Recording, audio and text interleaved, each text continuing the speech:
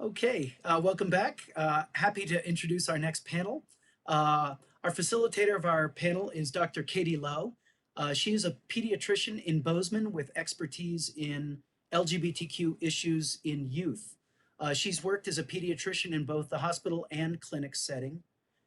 She also teaches for the medical school through the WWAMI program here at MSU in Bozeman. She's done extra training in LGBTQ issues throughout the country over the past 5 years. She's currently serving on the executive committee of the LGBTQ section of the American Academy of Pediatrics, helping to write national policy statements to support advocacy throughout the country for LGBTQ youth. Katie, thank you so much for being here and for putting together this panel. And to our panelists, of course, thank you. I'll let you take it away. Okay, thanks, Paul. So thanks for that intro. Again, my name is Katie. My pronouns are she and her. And I am excited to facilitate this panel with fellow parents of youth who identify as LGBTQ+. So I will just let all of our panelists introduce themselves so that you all can share as much or as little as you would like. And maybe just for ease of technology, I'll just call on you one at a time. So Laura, do you want to start by just sharing maybe for a minute or so why you're on this panel, specifically as a parent, and if you're comfortable sharing your child's identity and any brief thoughts you have on that. Sure. I'm Laura Prinderville. I am the mother of two sons. My oldest he'll be 24 on Tuesday, Seamus. He identifies as gay, came out when he was a junior in high school. And then I have a younger son who is 20 and he's here in Bozeman. Thanks, Laura. We will move down to Pete.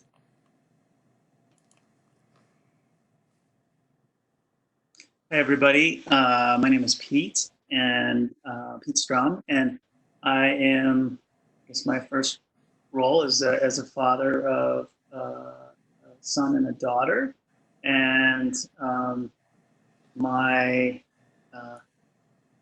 not sure what different roles you introduced, but that's primarily the role I'm here to speak about.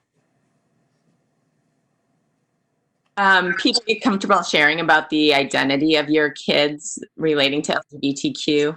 Sure. So yes, I have a daughter who's transitioned recently, and so we're in the midst of working with that. And maybe so the attendees know roughly her age right now. Oh, sure. She's 14, and yeah, we're working with all the issues that come at that age. Thanks, Pete. Moving on, Cassia. I'm sorry that the video isn't working for you, but if you want to share about your introduction. Yeah, sorry about my video. I am still struggling with it. Hang on. I am the parent of a nearly 11-year-old trans son who we knew was gender variant, gender colorful, whatever term you want to use, at around 2-3 years of age. So it's been we've had a little time to get settled in it, but it's a big thing for parents for sure. Thanks, Cassia. Dusty, I'm glad you're able to join us. We are just going around and each just doing a brief introduction as to why you are on this panel in regards to your child who identifies somewhere in the LGBTQ plus spectrum, if you don't mind sharing. Sure. So can you see me and hear me right now? Yes, we can. Oh, okay. Great. I moved to my phone and the format's a little different. So Yeah, thanks, Katie. My name is Dusty, and I'm the mother of three children, and they're not necessarily that young anymore, but I have a 22-year-old son who identifies as gay, and I have a 17-year-old daughter who identifies as bisexual. And at this point, my 15-year-old son identifies as heterosexual. So my oldest son came out when he was a freshman in high school, and my daughter came out when she was a sophomore, approximately. Yeah. So thank you. Thanks, Dusty. So this panel is meant to be an opportunity for the attendees to ask questions. And the name of this panel is What Keeps You Up at Night? So this panel is kind of meant to be a panel of parents of LGBTQ plus youth speaking to other parents who might be feeling that they are in a similar position. I might start things off by asking some questions myself, and then as questions roll in, I'll try to keep an eye on that, and Paul can give a shout out as well if I'm not seeing them. So I thought the first question I might ask to give a little more background, or give you all the opportunity to give a little more background, is to ask each of you, looking back, when you as a parent feel that you maybe first started to notice things in your child, that your child may be identified as LGBTQ plus. If you can share a little bit about that, what that looked like in your child. Sorry for my cat. So maybe we'll just go in the same order. Laura, do you want to share first? And again, panelists obviously only share what you're comfortable sharing, and feel free to pass on any question as well. Sure, I'd be happy to. Thanks, Katie. I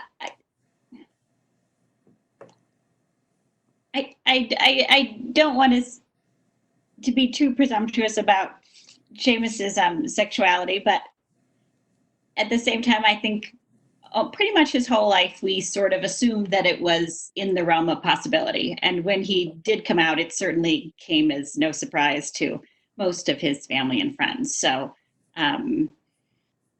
we had a lot of time to warm up to the idea. And I think, I think we always kind of knew in the way that you can. And the same in the same regards to our other son. We just always kind of knew he was straight. I don't know how we knew it. We just kind of knew. Thanks, Laura. Pete, do you want to share next?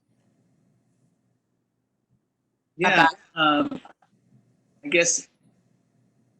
Well, I guess I'll start more recently in terms of where the frame of reference of trans actually came up was really in the last 3 years, because I think that's when she had access to that kind of language and those frameworks.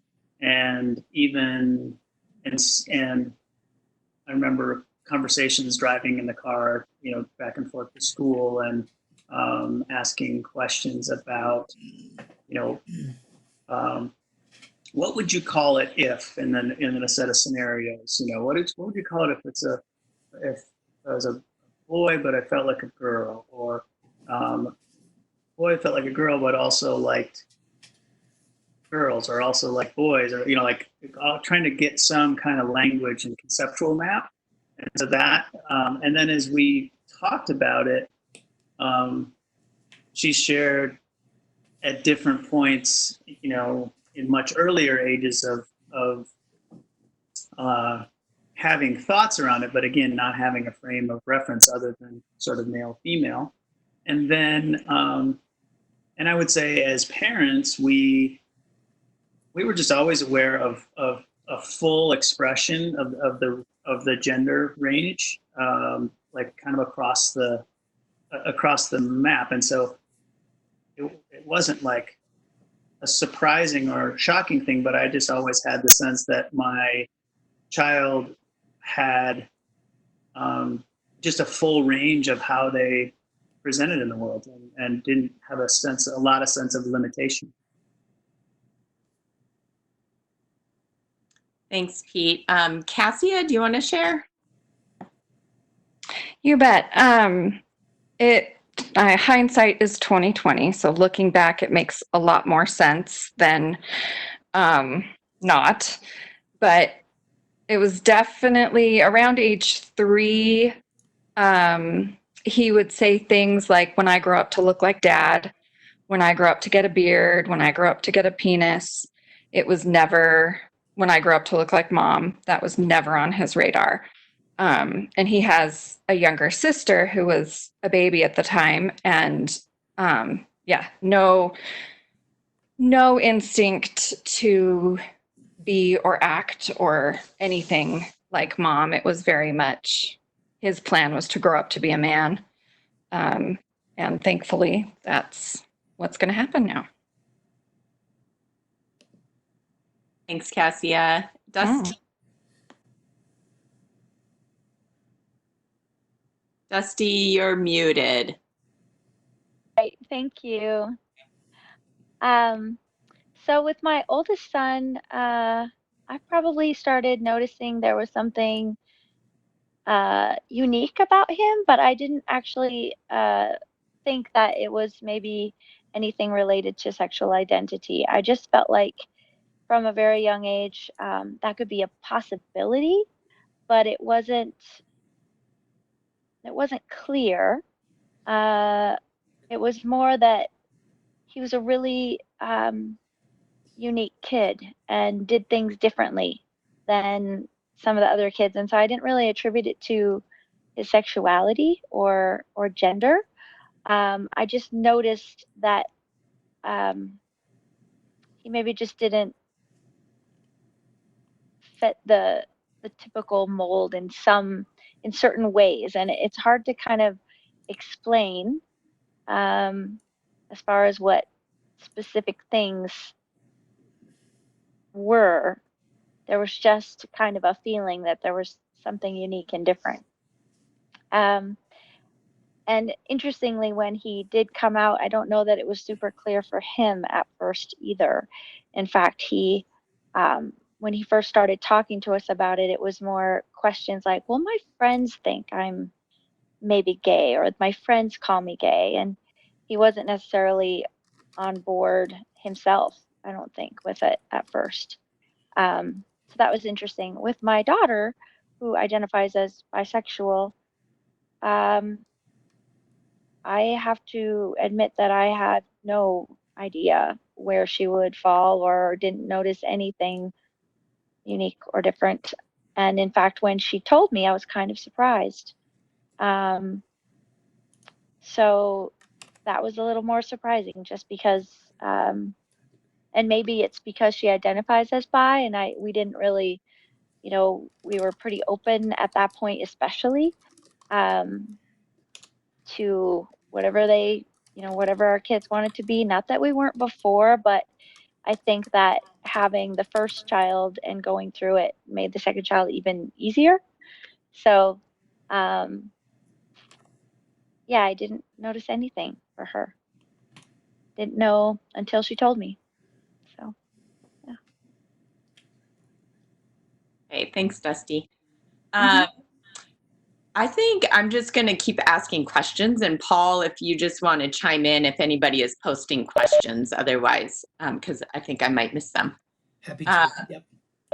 So I'm just looking at the time here. Why don't we next, if everybody can think about just going along with the title of this session, which is What Keeps You Up at Night. So I'm sure everybody has been on a unique journey with your child or children. And if everyone could think of something to share to the other parents who are maybe watching this or caregivers who are watching this as to what has at times maybe kept you up at night, what worries you've had, and maybe share a bit about that, either how those worries played out or what you did about that. Anything like that might be helpful for parents on this call. Oh, let's see. So Laura, we'll just go in the same order if that works. Or Laura, I'm sorry, I'm like picking on you. I know. Do you want me to go in reverse order? It's totally fine, Katie. I don't care. Okay. All right. Go for it, Laura. Thanks. What keeps me up at night? Seamus kept us up a lot at night, although I have to say very little of it, I feel fortunate to say, had to do with his sexuality. He had an incredibly rich and diverse group of friends at Bozeman High who were just so supportive of him when he came out, and had really few. I can remember very few sort of negative things happening in his high school related to his sexuality. So we had a lot of sleepless nights, like, why won't he stop fighting with his brother? And why does he have to be living in New York City during a global pandemic? But really, as far as his sexuality goes, I feel like we've been incredibly fortunate that way to live in the community that we do, who have been, for our family, just really, really supportive and pretty much across the board, very open and warm to him. So I feel grateful for that. Great. I'm so glad to hear that, Laura. Pete, you want to go next? Sure. I can think of 4 real clear ones, but I guess I'll start with maybe what's most present right now for us, and I think it's partly the age that our daughter's at and the decisions that are being made right now. So we're at a point where we're making decisions that have long-lasting impacts and they're hard to undo. So everything from timing and the opportunity to have her own children in the future or not, right? So that would be related to, do you wait long enough to get sperm samples so that you could freeze that and those types of things. These are decisions that I don't trust myself to have been able to make at this age. And I know that my thinking around that changed dramatically over the course of my growing up. So the anxiety about that, we're at a point where there's making decisions around different types of hormone treatments and things like that, and then other decisions will come along. And I think every time we come to one where it's sort of a decision point that's very difficult to turn back from, what I notice is that a lot of the same questions that we sort of felt like we've already worked through, they kind of pop up again because it's a new decision point. And whatever is not quite resolved there, or whatever concerns or anxieties, we just want to sort of reassure ourselves. And again, I think the hard part is just having her have to make that decision at such a young age, or at in the middle of adolescence, and so that's hard. I think the other ones are probably, it's just like a big one for me, just is physical safety, and being in we're in a lot of environments where people are very open and encouraging and supportive, and it doesn't take much, and suddenly you're in an environment where you're not, and just recognizing that that there's still a great deal of fear and misunderstanding, and that oftentimes turns into violence in the wrong situations. So I have that fear a lot, and the others are, I'll leave it at that. I'm sure there's plenty more for other folks to chat about. Thanks, Pete. And Pete, do you mind, I don't know if people who are attending this session understand the whole fertility piece. Do you mind giving just a brief kind of educational background on what that's about? As best as I understand it, and feel free to correct it, but so if you have a male transitioning to female, for a lot of reasons, there would be benefits to doing a hormone blocker sooner before that develops and before a viable sperm sample could be taken. But if and then eventually moving to estrogen and going through puberty as a female.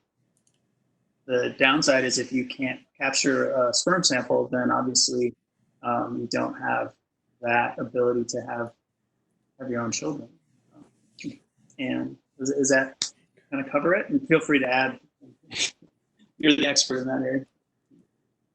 No, yeah, I think that's great. Thanks, Pete. Cassia, we can see you now. Oh, I can't hear you. You're muted. I think you're good. Say something again. Okay. Yes, you're. Yeah, something that keeps you up at night or has in the past. Yeah, lots and lots. We're kind of in the same window as Pete, only opposite. Making those steps that are more permanent, more legit, I guess. And just that debate. We have decided not to try and do egg retrieval. That's a much bigger process. So that's not going to be an option. There's not going to be biological kids, which is a very minor concern in comparison to the huge, scary mental health problems that come from not going with the correct gender. So it's just not even worth the concern. And especially, kind of as Pete said, at 11 years old, asking my kid, are you worried about not having a baby in the future doesn't really feel like a valid concern. And knowing the statistics and how an unsupportive family is so much worse.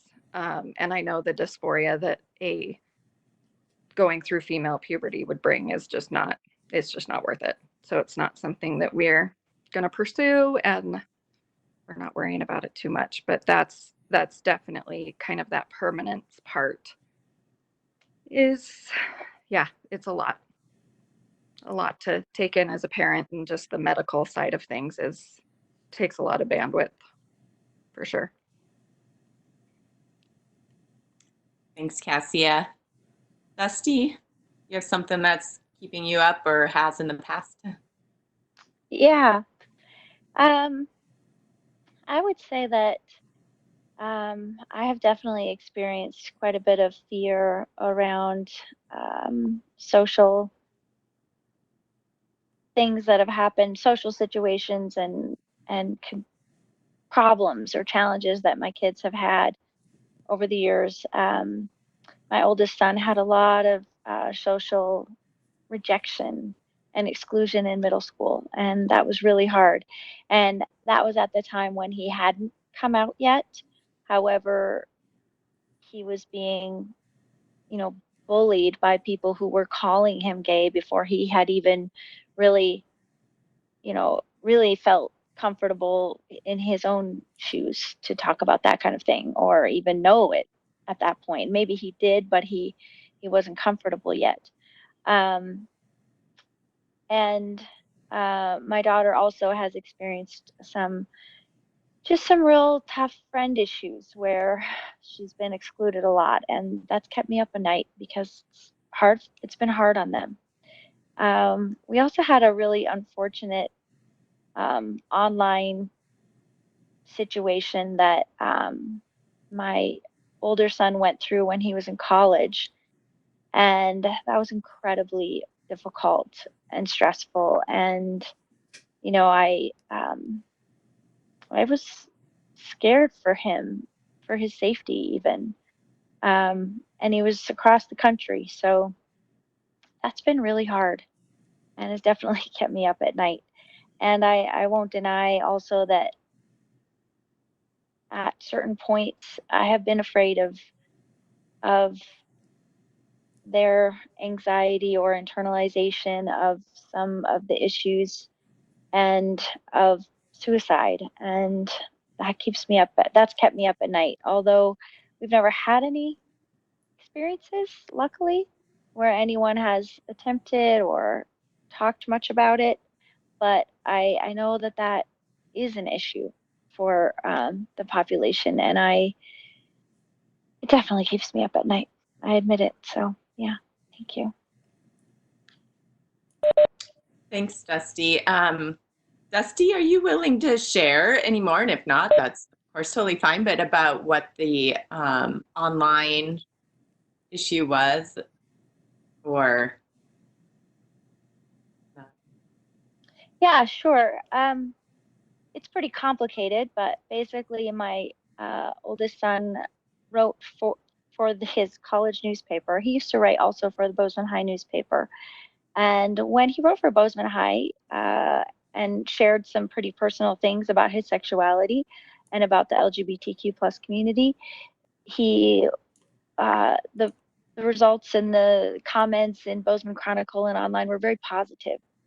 And unfortunately, when he got to college, he did the same thing, and he wrote a few articles, and one particular article ended up getting picked up um, by a journalist from Fox News, and it ended up pieces of it got kind of twisted around and then put out on national television, as well as um, kind of his article, and a video was made. I mean, it got really out of hand.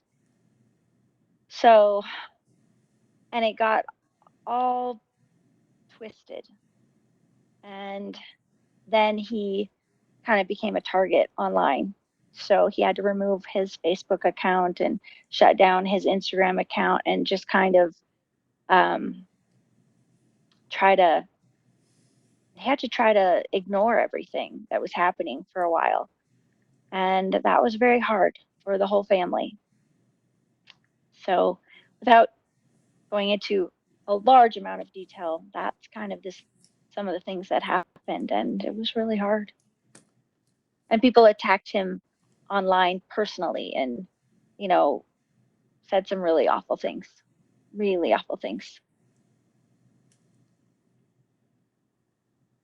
I'm sorry to hear that, Dusty. That sounds really horrible. Well, seeing we have about 10 minutes left scheduled for this. Just to interrupt real quick, this is Paul. I did inform our next presenter that we start that presentation a little bit later because of our technology issues. So please Okay. don't rush, and go ahead and address all the questions that you had. And I see that there's another one posted as well. So I think. Okay, thanks, Paul. Let's see. I see one posted question that I will read. So the question says, were there anger or frustration issues from your child? And if so, how did you deal with them? And I might just if anybody feels that they can speak to that, jump in. So again, the question is, were there anger or frustration issues from your child? And if so, how did you deal with them? Can anybody speak to that?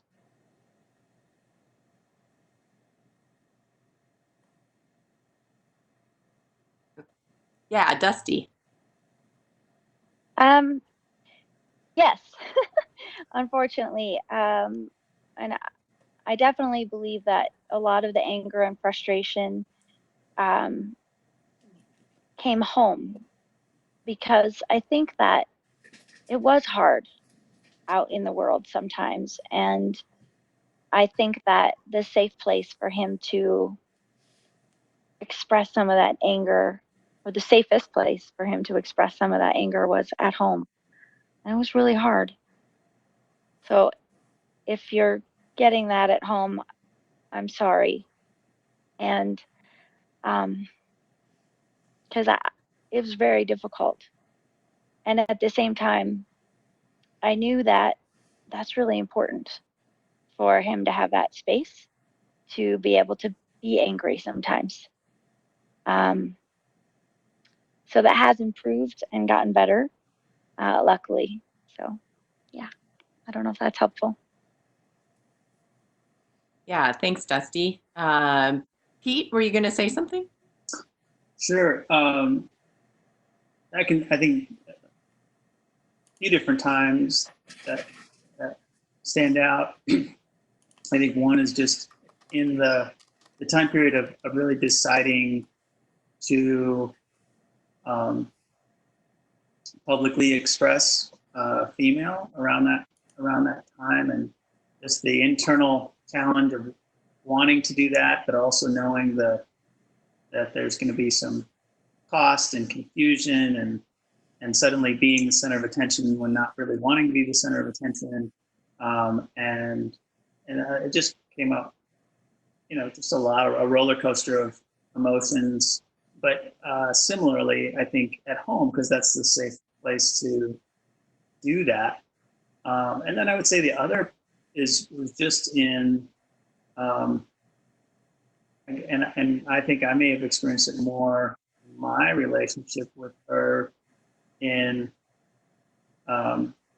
she tends to keep things inside and very internal, and with my desire to really understand and want to support, but like wanting to support, but I needed to kind of get my mind wrapped around it a bit more, and so my need to know more what was happening for her on the interior would really cause some friction or misunderstanding, or if I asked something for a second or third time, and it was very clear in her mind, and she thought she was very clear with me about it, but I either didn't hear it, didn't understand it, uh, didn't show that I was accepting of it, something, and so there was a lot of friction there, through that period of time, for sure.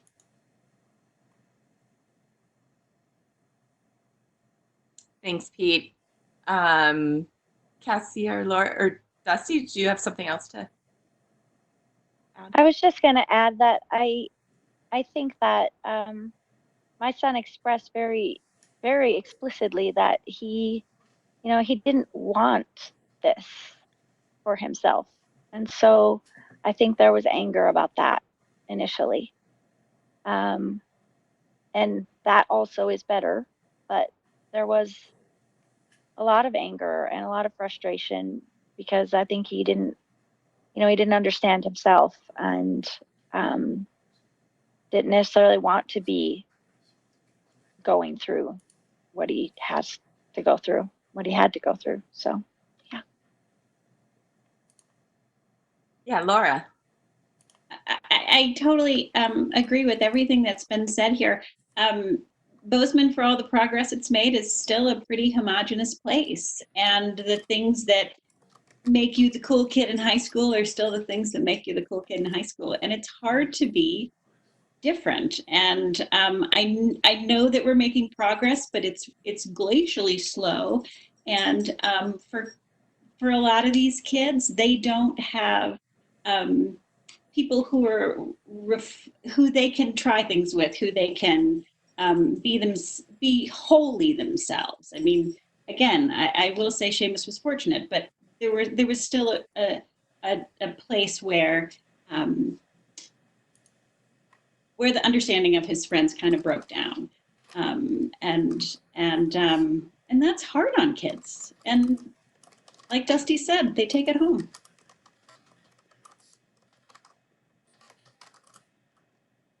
Laura. Cassia, do you have anything you want to say to that?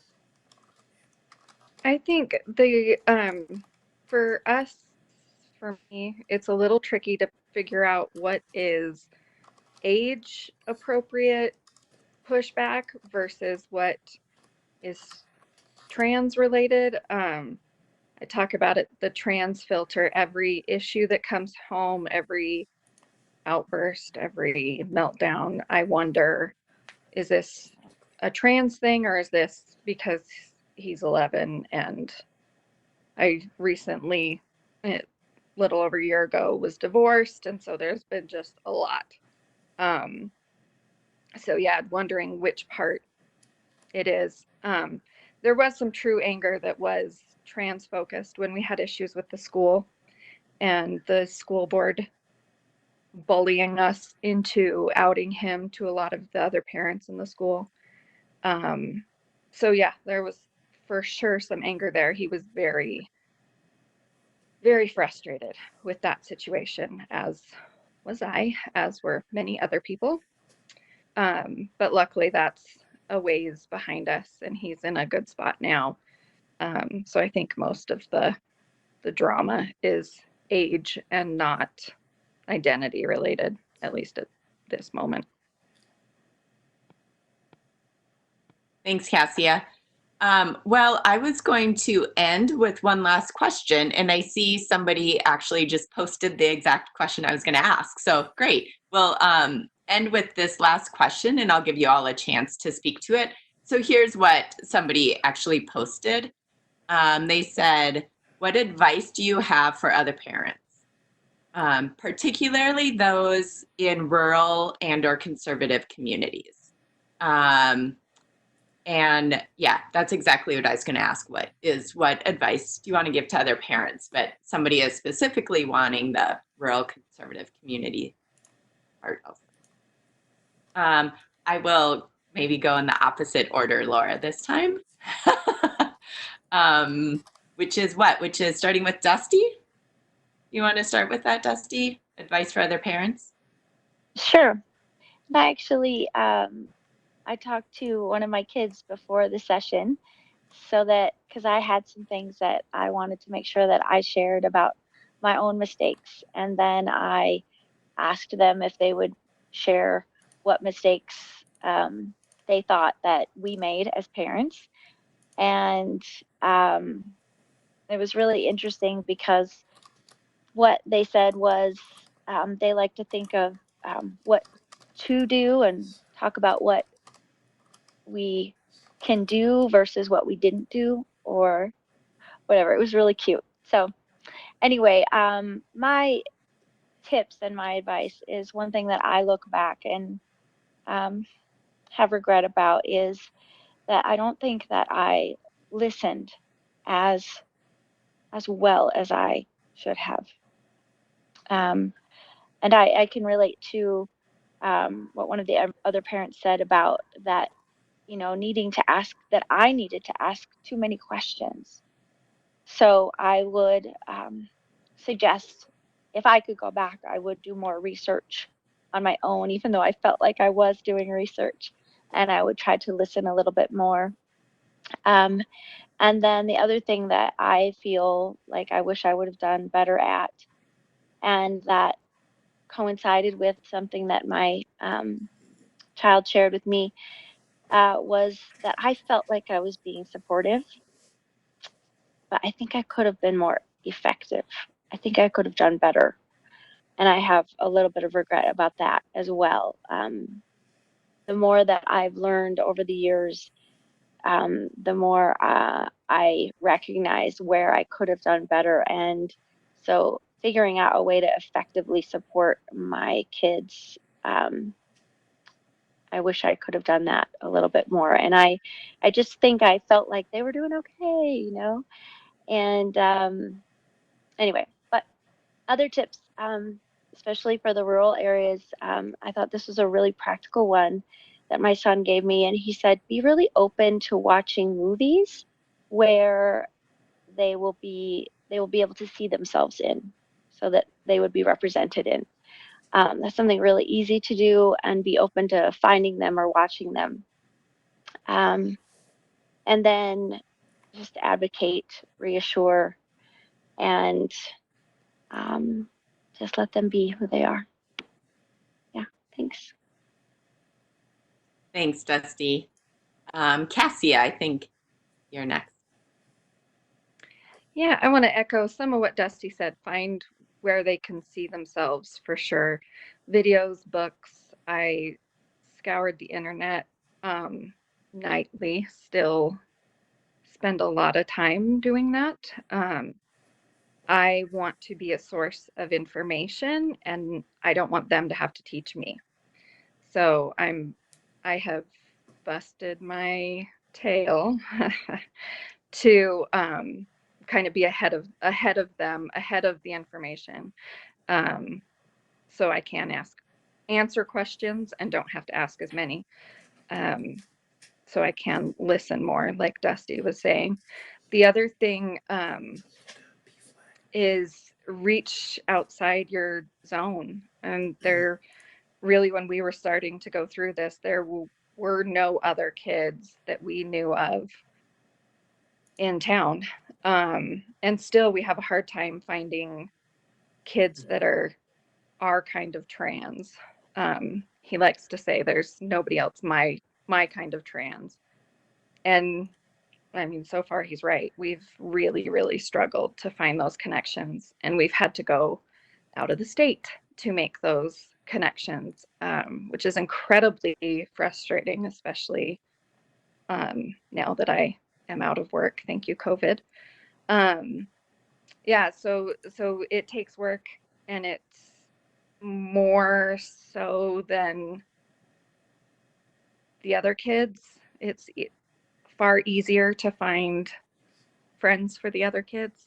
Um, and that, especially my daughter is represented in every single Disney anything. So that's easy for her to, maybe too easy for her to find princesses to identify with.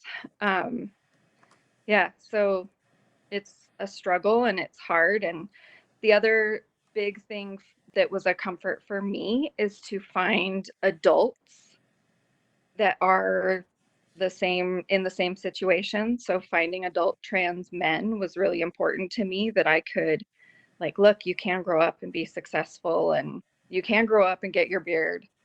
So, some of those have been really helpful. And even to the rest of my family, my mother, it was a comfort for her to see, okay, yeah, this isn't going to shorten his lifespan. This is just a thing. Other people have done it and it's okay. Has been really helpful. Thanks, Cassia. Pete, advice from you? Sure. I guess I'd start with one of, and I think it would come from here anyway, but just really coming from a place of advocating for our children first, and that includes, making choices around schools, and to the degree that we have choices, but even, do we want to sort of work with a system that's not very educated around it, and we could potentially fight the battle for somebody else, but at the expense of maybe our own child, in that, and weighing those two things. I don't think that there's a right and a wrong in it, but I would say that for me anyway, I think it's to advocate for my child first and weigh those things, and also recognize there's that other responsibility, but I would say my child first. Then in the process, I think just sharing my own vulnerability with my child, and when I don't know and when I'm confused, and apologizing when I don't do it well. And I think in any of it, if I can start with the intention, like what's the deepest, most important thing of even having the conversation or whatever we're doing, like what's the thing that I want her to know? I want her to know that I love her. I want her to know that I want what's best, and that I'm trying to understand. And if I can just stay in that, regardless of where it all goes, that's really really helpful, and I think it builds trust. And then reading books, reading other people's experiences that are similar, podcasts, whatever it happens to be, I find that every time I'm open to some other new perspective or new way of understanding it. And so I find that really helpful. And then I think the last one, I find that I can get, particularly when I'm in sort of Papa Bear mode and wanting to protect, it's easy for me to get really judgmental of other people who aren't, responding, I think, at the way that I think they should, or, I get really angry at their lack of knowledge. But for most of us, until it's touched our own lives, we're not that educated on it, and we're going to be tone deaf to it, and we're not going to understand the subtleties and how, forgetting a pronoun, just our level of sensitivity is so much more. But if I go back just 3 years, I felt like I was really in tune to those things, but we just can't be in a way until it's really part of our own experience. And so for me to expect others to be at that place isn't fair to them either.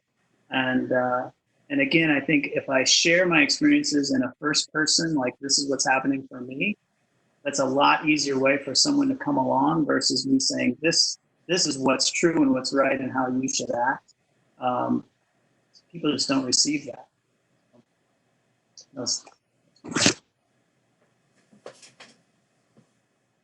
Thanks, Pete.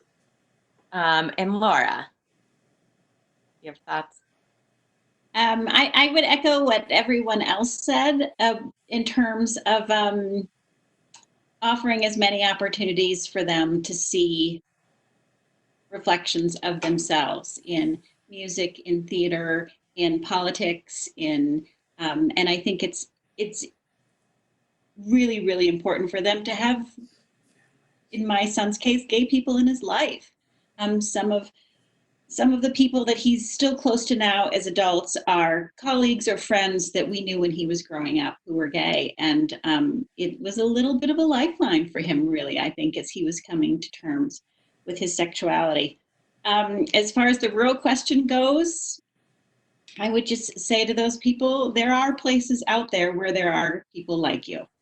Seamus has said this to me on more than one occasion. Granted, they might be far away. In our case, it certainly took him far afield, but there are places in the world where there are rich and warm and loving and supportive communities of people like himself who, and he has definitely found one of those in New York.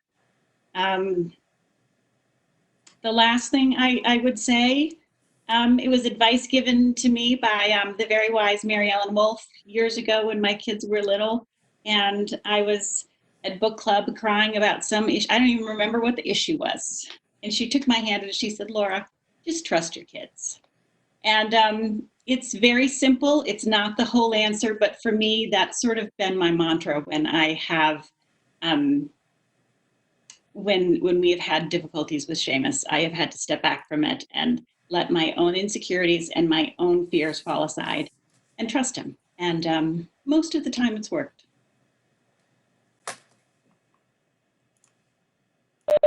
Well, thanks, Laura.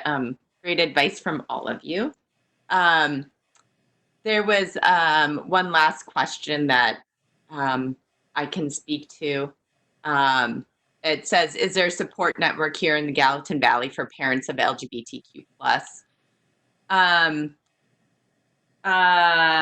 There used to be somebody, Paul, it looks like, posted the PFLAG link. To my knowledge, PFLAG here in Bozeman is no longer regularly meeting.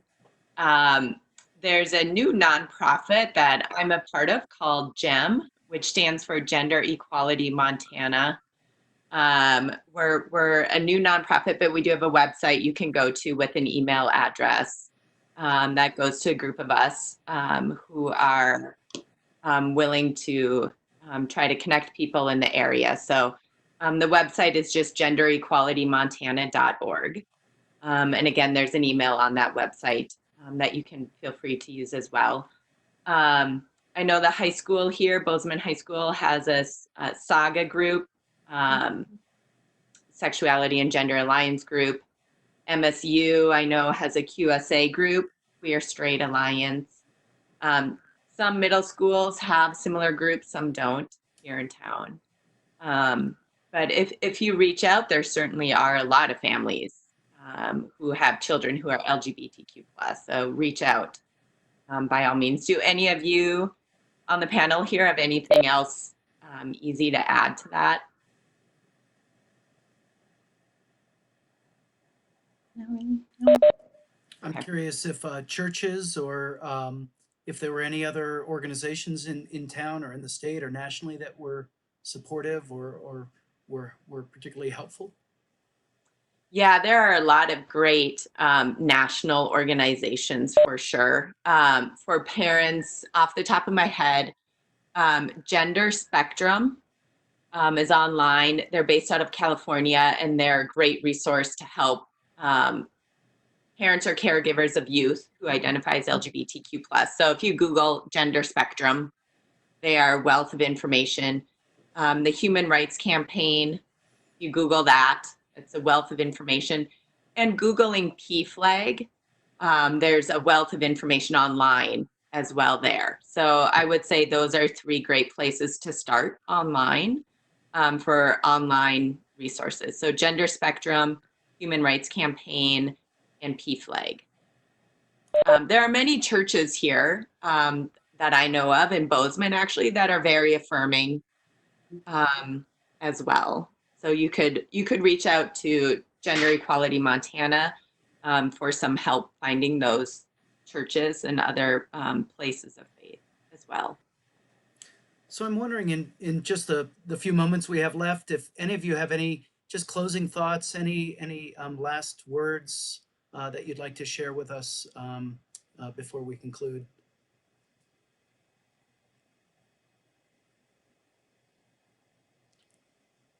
Dusty. Sure. My comment is to the parent who asked about PFLAG or a group in Gallatin Valley, um, or parents who maybe are interested in that kind of thing. Um, I am 100% available and willing to talk with anybody one on one. So I don't know if people can access our email or information through this group, but I just wanted to put that out there that I'm willing and available to chat. I think it's really important, and just to be able to share some of our concerns and anxieties and worries or questions and have someone else to talk to sometimes. So I just wanted to put that out there that that I'm available to people.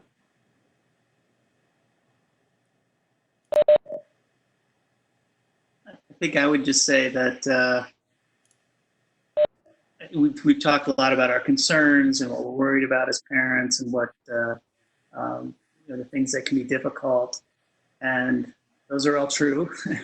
And I would also say that I feel incredibly lucky and incredibly blessed to, um, to have a family member who is exposing me to a larger range, a bigger understanding of, in a firsthand way of what it means to be human, for all of us, and figuring this world out. And so, um, you know, obviously, I don't want that to be painful, and and it's broadened me in this short period of time, and expanded me. So I think there's a lot of things to be grateful for in it too, even though it's difficult.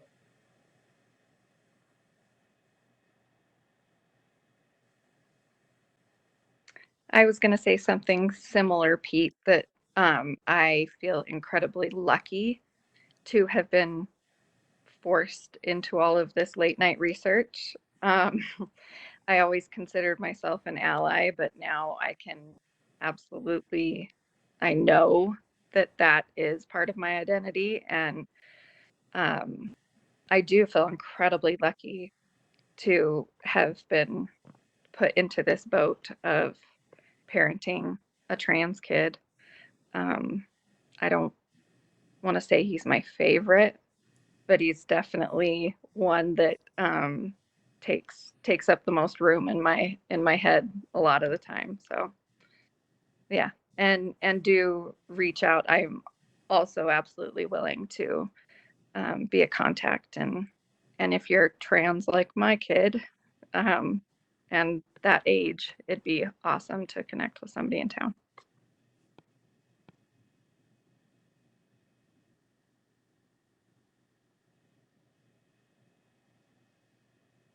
Paul, is there a way for those parents who want to share their contact info? I'd be happy to be the conduit between anyone who contacts us because of this summit, and get in touch with any of you, and do it in a way that's confidential or private or sensitive to the needs on both parties. So please know that's very easy for me to do. Also, as a university professor, it's very easy to start listservs, and this is, please know that this is the first, what we're calling the first annual Rainbows Over the Rockies Summit. We hope to do this every year now. We have incredible support from almost every dean on campus. We had over 35 partners and sponsors. So there is great support to continue this kind of networking and educational outreach. And I'm happy to continue to be a conduit for connecting and networking and sharing educational information. So whatever I can do as your humble Montana State University public servant, I'm at your beck and call. If Katie, any last words from you before we conclude? On that note, I would just also encourage other parents who might be listening or caregivers who are on. There is a private Facebook group as well for parents specifically, parents and caregivers specifically of transgender and gender diverse kids. There may well be one for sexuality too, for sexual minority children as well. So just again, encouraging parents, email Paul and we can get people connected. Because again, there's so many parents in this town and family members and who want to be connected. Wonderful. Our website is at the top of the chat. If you scroll all the way up, you can get to our it was the first chat that I put in this morning for our Rainbows Over the Rockies Summit. And I just want to say a heartfelt thank you to all of you for sharing those very personal and deeply moving stories. And I know from some of the comments I've been getting on email and text just now, that this has been very, very moving for our attendees as well. So thank you for everything that you've done, sharing and continuing to contribute to make our community a better place. So I'll say thank you very much. We can wrap it up there. Katie, thanks for pulling this together and facilitating. You did a great job. This was wonderful. We're going to take just a quick break while we transition. Apologies to our next speaker. We'll transition to that presentation. Until then, I'm going to stop the recording, and I'm going to say thank you all again very much. Until soon.